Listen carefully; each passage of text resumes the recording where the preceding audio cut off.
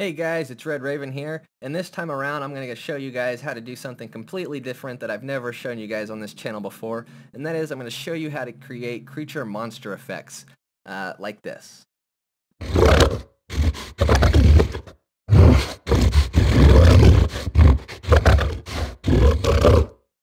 By doing nothing but manipulating your own voice, alright?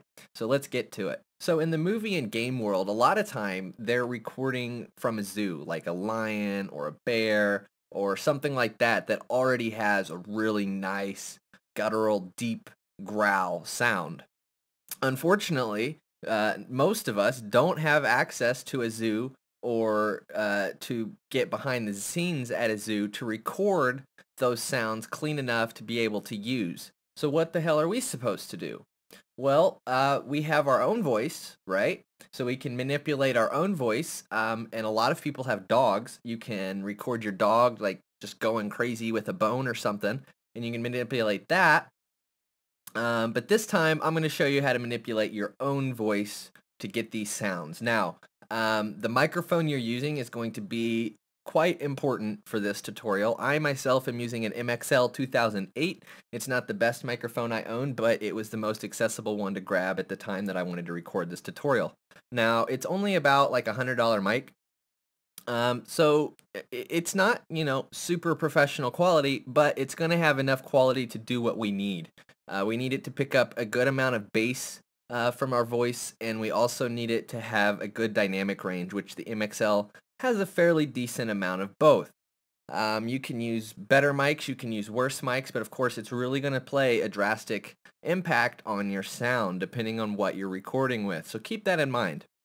Now before we get started, I'm going to show you something here that's going to really help you save space, especially if, like me, you run multiple hard drives. I run an SSD for my boot drive, which only has like 8 gigs of free space, but I also have a 2 terabyte regular hard drive that I store 90% of my stuff on. Now, FL Studio, by default, anything you record or anything you chop up in Edison gets sent over to your C drive, where Windows is installed.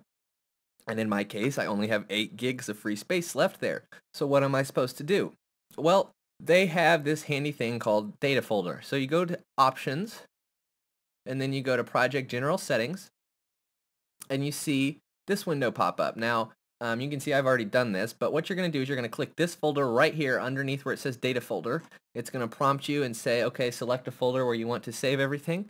You can see I'm going to my L drive, which is my main storage drive, and then I have a folder set up, FL Data Folders 2014, and then inside that folder I have another subfolder called Tutorials, so that I know anything in that folder is related to tutorials I've recorded for either YouTube or friends, because a lot of times my friends ask me to record personal tutorials for them, and that's what that's for. But, so you select your folder, and you hit OK, and then it says, would you like to save this project in that folder? Now, of course, you say yes, you name your project, and you're good to go. Now you can see I've done that, creature effect tutorial.flp, and you see I have a data folder set. The next thing that we're going to do is we're going to set our time-based PPQ up. So I'm going to go to 960. Now for most things that you're going to be doing in FL Studio, the default 96 is more than enough.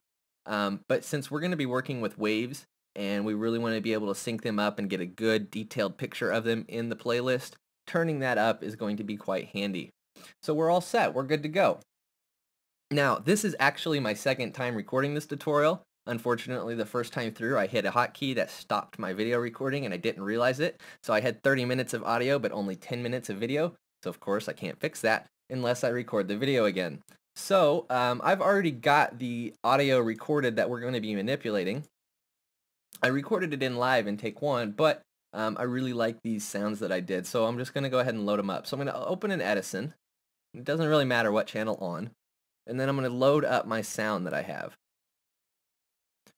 So I have to go through my file structure and find it. So here it is, Creature Tutorial. And this is the sound we're going to be manipulating, okay? So I'm going to go ahead and play this through for you.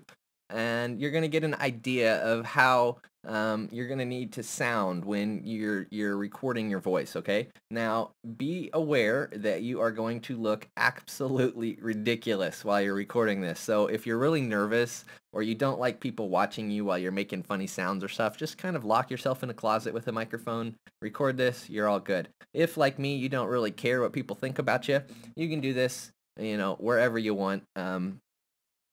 My mom always kind of laughs at me when I'm doing stuff like this, but hey, you know, it's fun and I don't really care. So here's what the signal sounds like before we do any effecting on it.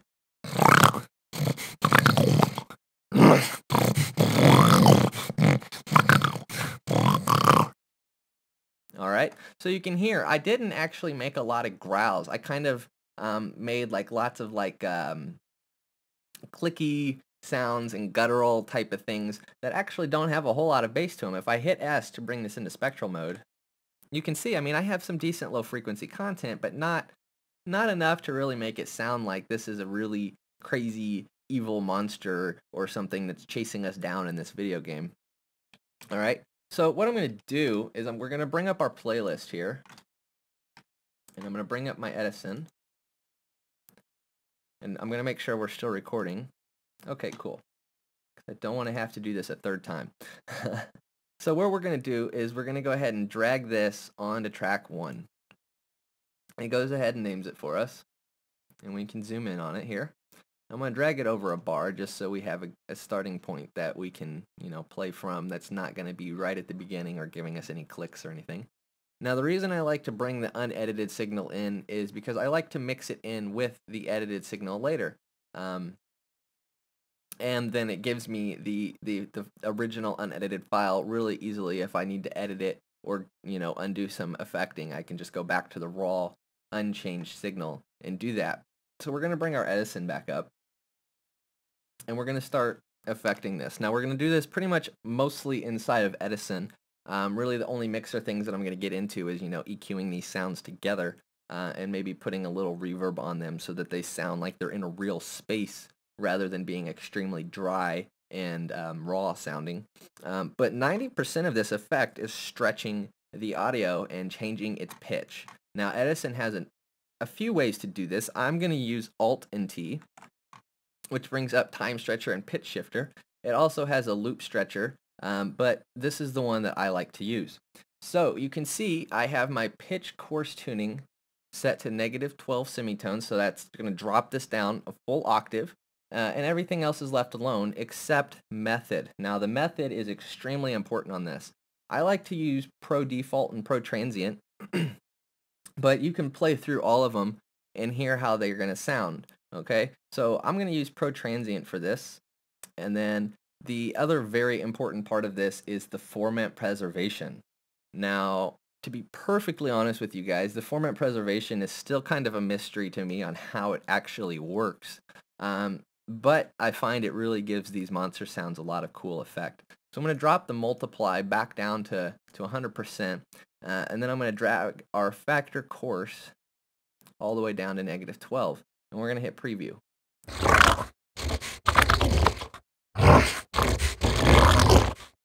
And you can hear we're already getting a really cool monster sound. So I'm going to go ahead and hit accept. Now pay attention that the order is down low. And if you look at our readout up here underneath File, Edit, and Channels, you see it's done in Hertz. Now, like I said, this is still a bit of a mystery to me, but we were around somewhere around 700. So let's take a listen.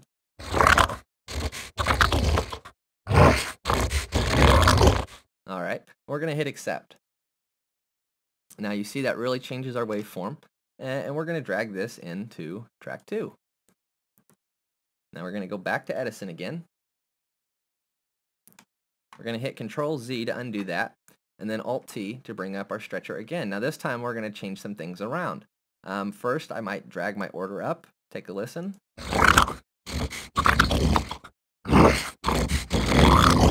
So you can hear that gives it a bit of a different sound. I might turn my multiply up a bit.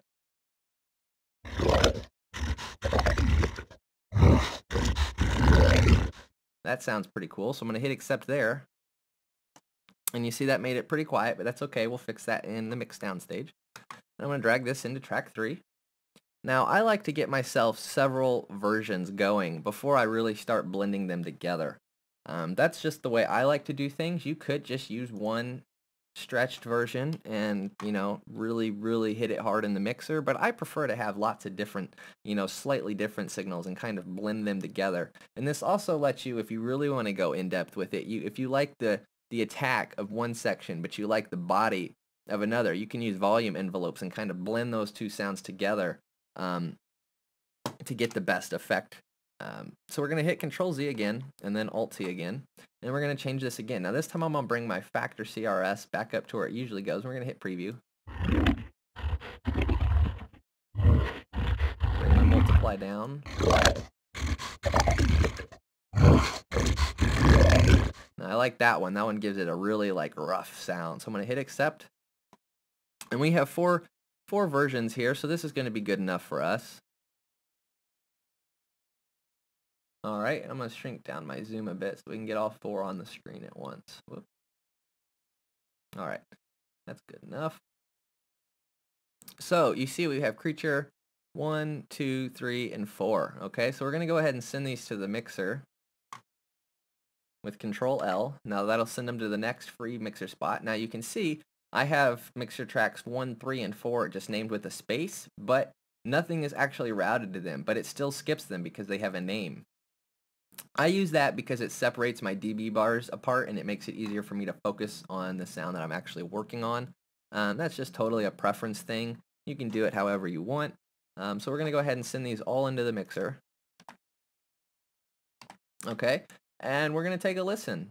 Just all four of them at once. Now be warned, this is probably going to be very loud since there's 4 signals going to be playing the exact same sound at the exact same time. So let's take a listen. Oh, we're in pattern mode, so we need to switch to song mode, obviously. And now we'll take a listen.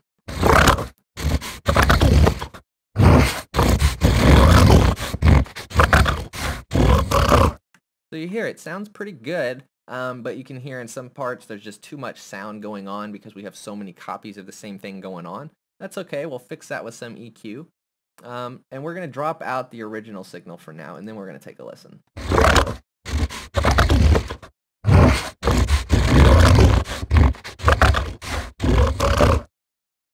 All right, so we're going to go ahead and go in here to version 2. We're going to drop an EQ on it. I prefer to use parametric EQ 2 inside Image Line's FL Studio, but you can use any EQ that you're, you know, preferable to. I like to work out of the box myself, but you can do it however you want. So we're going to take a listen and look and see what's going on here. Now I can tell you I'm already going to want to drop off anything below about 30 hertz because the human ear can't really hear anything under 20 hertz to begin with, and something down that low really isn't going to give the sound a whole lot of sound. It's just going to give it impact, body impact, but we can get that from the 50 hertz range, and that's going to sound better with a creature voice anyway. So we're going to take a listen.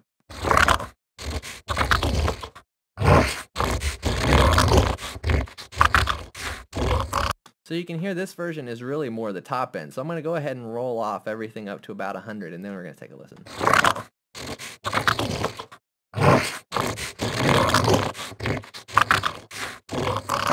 And I'm going to boost where the majority of the...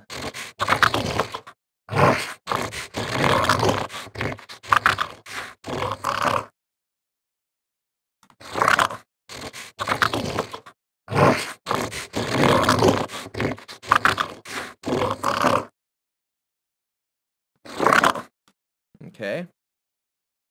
Now, you see me doing this, but I'm doing this with my scroll wheel. If you hover over any of these knobs and you scroll with your scroll wheel, it will lower it, raise them in little steps. So now we're going to go to the third version. We're going to add an EQ to it. I'm going to make sure we're still recording here. All right, cool. Make sure our audio is still recording. All right, awesome. So now we're going to take a listen. We're listening to Creature track 3 now.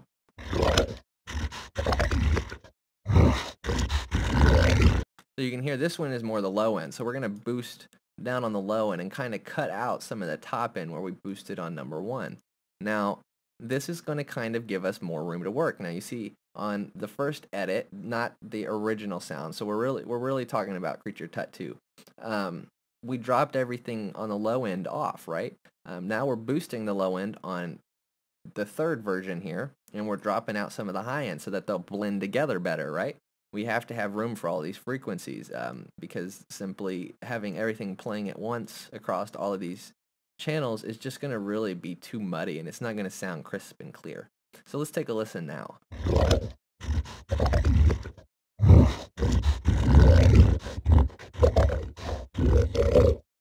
So you can hear around 500 hertz is where the real guttural, deep throat sounding stuff is at. So I'm going to really bring those out with some EQ here.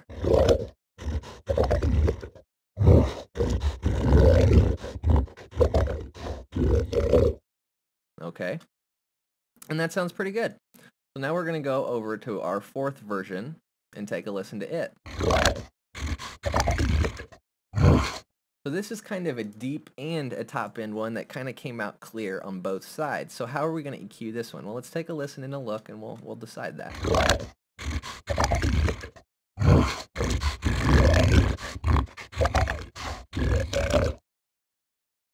So this one we might just mostly leave alone. Maybe boost the low end just a touch, and maybe boost the top end just a touch, and that's it.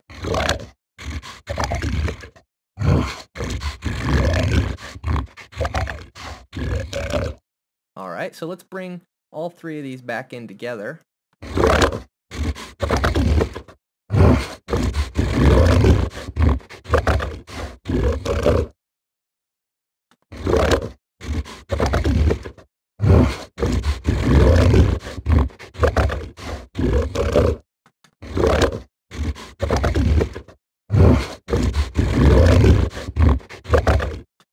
And you hear the mixing is where really a lot of this is going to really bring out the sound. And you can hear why I have so many different edits, because you can really get the best blend of all the different guttural, throat, deep chest sounds, okay? So we're going to bring in our original signal, but we're going to really drop the volume down low. Because remember, our original signal is more top end. So this is going to help bring some crisp clarity back to our sample.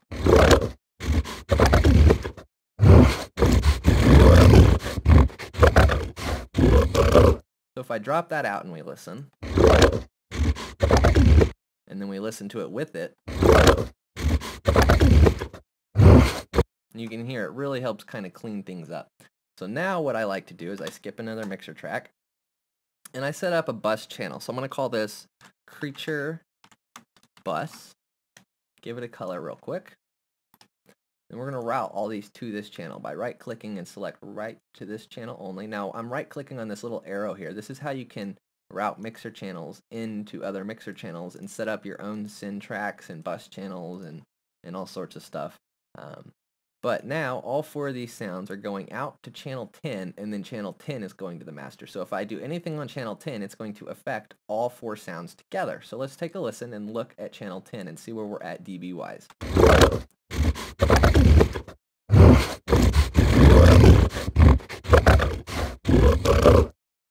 Okay, so we peaked out at about -1, which isn't bad, but we really want to keep it down around -2 or 3 so that we have some room to work with, right? So what we're going to do is we're going to do some EQ across everything here.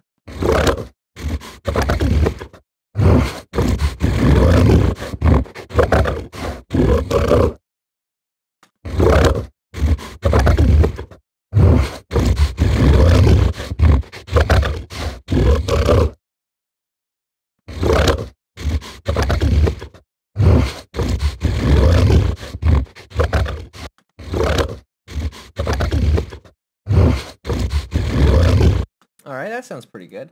And like I said, this is really all I'm going to do for this tutorial.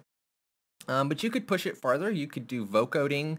You could do tons of automation clips to blend all these different sounds together in different ways.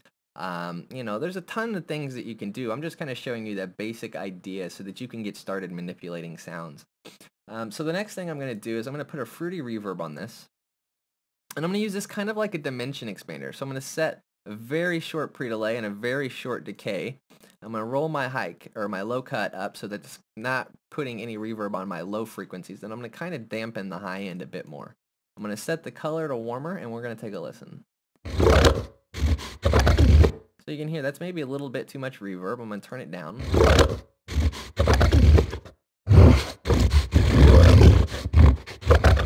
And there we go. We have a sound, and it sounds like it's coming through an actual, environment.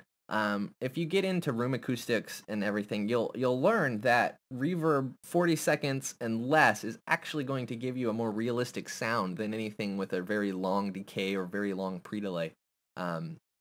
Because sound moves very, very fast. So even though it's reflecting off of walls and stuff, it's still going to be a very short reverb. So short reverbs are actually going to give you a more realistic sound. Now, of course, if you were working on a dubstep track and you wanted that nice long snare snap, you want a long pre-delay and decay, but we're not doing that. We're doing this for a voice, and we want it to sound like it's in a real environment and that it hasn't been really edited a ton like it has. So now we're gonna put a limiter on this and maybe do some compression and limiting after our reverb. So this is gonna kind of really bring out some of the extra harmonics that the reverb is putting in, and we're gonna maybe do some compression and limiting on this. So let's take a listen.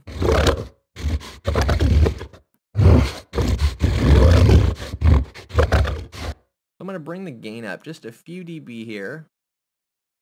Okay. And then we're going to turn our compressor threshold down just a touch. We're going to turn an attack up of about maybe 20, 30 milliseconds. Turn our ratio up a bit. And we don't want a super long release on this. We want a fairly quick one. We're going to turn it down to about maybe 50, 60 milliseconds there. And we're going to drop our limiter ceiling down to -1 dB. And that's going to give it plenty of room to chop everything off and leave us enough dB headroom so that when we export to an MP3 or whatever you're exporting to, that you have enough dB headroom to account for the file type. Because when you're rendering to different file types, sometimes things get a little weird.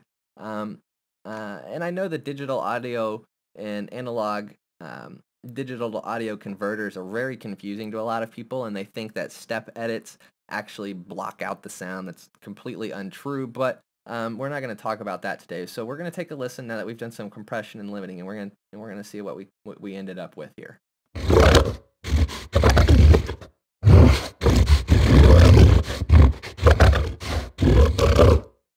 We can maybe turn our compressor down some.